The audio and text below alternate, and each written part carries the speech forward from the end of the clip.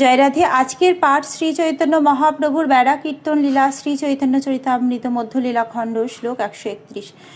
মিশ্রের আবাস সেই হয় অল্প স্থান, অসংখ্য বৈষ্ণব তাহা হইল পরিমাণ।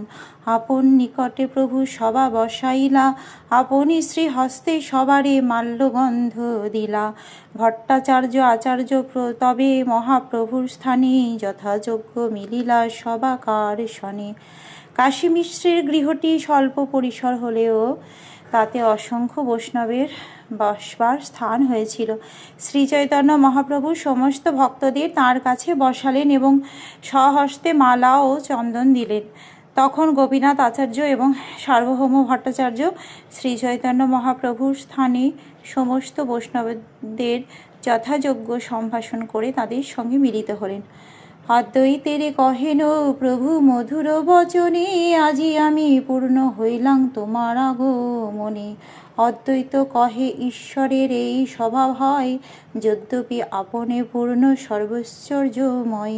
তথাপি ভক্ত সঙ্গে হয় সুখোল্লাস, ভক্ত সঙ্গে করে নিত্য বিবিধ বিলাস। বাসুদেব দেখি প্রভু আনন্দিত হইয়া, তারে কিছু কহে তার অঙ্গে হস্ত দিয়া। যদ্যপি মুকুন্দ আমার সঙ্গে শিশু হইতে, তাহা হইতে অধিক সুখ তোমারে দেখিতে। শ্রীচৈতন্য মহাপ্রভু অদ্বৈত আচার্যকে অত্যন্ত মধুরভাবে বললেন, তোমার আগমনে আজ আমি পূর্ণ হলাম। অদ্বৈত আচার্য প্রভু উত্তর দিলেন, পরমেশ্বর ভগবানের এমনই স্বভাব, যদিও তিনি স্বয়ং পূর্ণ এবং সকল ঐশ্বর্যমণ্ডিত, তবুও তিনি তাঁর ভক্তের সঙ্গলাভ করে মহা আনন্দ উপভোগ করেন এবং তাই তাঁর ভক্তদের সঙ্গে তিনি নিত্যকাল বিবিধ লীলা বিলাস করেন। মুকুন্দ দত্তের পিতা বাসুদেব দত্তকে দেখে অত্যন্ত আনন্দিত হয়ে তাঁর গায়ে হাত দিয়ে শ্রী চৈতন্য মহাপ্রভু বললেন, যদিও মুকুন্দ আমার শৈশবের সাথী, তবুও তার থেকে আপনাকে দেখে আমি বেশি আনন্দ পাই। বাসু কহে, মুকুন্দ আদৌ পাইল তোমার সঙ্গ, তোমার চরণ পাইল সেই পুনর্জন্ম। ছোট্ট হইয়া মুকুন্দ হবে হইল আমার জ্যেষ্ঠ, তোমার কৃপা পাত্র তাতে সর্বগুণে শ্রেষ্ঠ। বাসুদেব দত্ত বললেন, মুকুন্দ যে শৈশব থেকে তোমার সঙ্গ লাভ করেছে এবং তোমার শ্রী পাদপদ্মে আশ্রয় লাভ করেছে, তার ফলে সে পুনর্জন্ম লাভ করেছে। তার ফলে ছোট হয়েও মুকুন্দ আমার জ্যেষ্ঠ হলো, সে তোমার কৃপাপাত্র, তাই সে সর্বগুণে শ্রেষ্ঠ।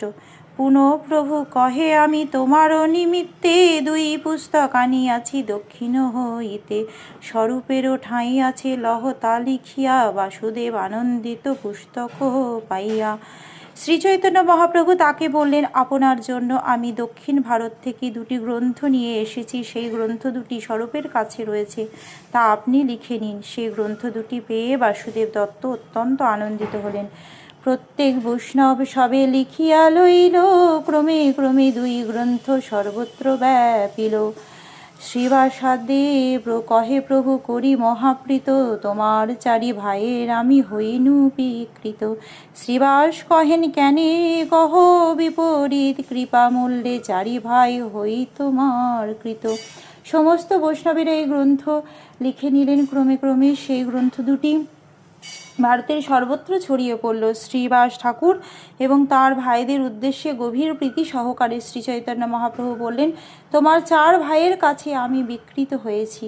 শ্রীবাস ঠাকুর তখন তার উত্তরে বললেন, তুমি কেন বিপরীত কথা বলছো? প্রকৃতপক্ষে আমাদের চার ভাইকে তুমি তোমার কৃপারূপ মূল্য দিয়ে কিনে নিয়েছো। শঙ্করে দেখিয়া প্রভু কহে, দামোদরে সগৌরব প্রীতি আমার তোমারও উপরে, শুদ্ধ কেবল প্রেম শঙ্কর উপরে, অতএব তোমার সঙ্গে রাখো শঙ্করে। শঙ্করকে দেখে শ্রীচৈতন্য মহাপ্রভু দামোদরকে বললেন, তোমার প্রতি আমার প্রীতি, শ্রদ্ধা এবং মর্যাদা মিশ্রিত, কিন্তু শঙ্করের প্রতি আমার প্রেম শুদ্ধ এবং স্বতঃস্ফূর্ত। তাই তুমি সব সময় তোমার ছোট ভাই শঙ্করকে তোমার সঙ্গে রেখো। আজকের পাঠ এই অবধি। ভজ শ্রীকৃষ্ণ চৈতন্য প্রভু নিত্যানন্দ, শ্রী অদ্বৈত গদাধর শ্রীবাসাদি গৌর ভক্ত বৃন্দ। হরে কৃষ্ণ কৃষ্ণ কৃষ্ণ হরে হরে, হরে রাম রাম রাম হরে হরে। জয় রাধে জয় রাধে জয় রাধে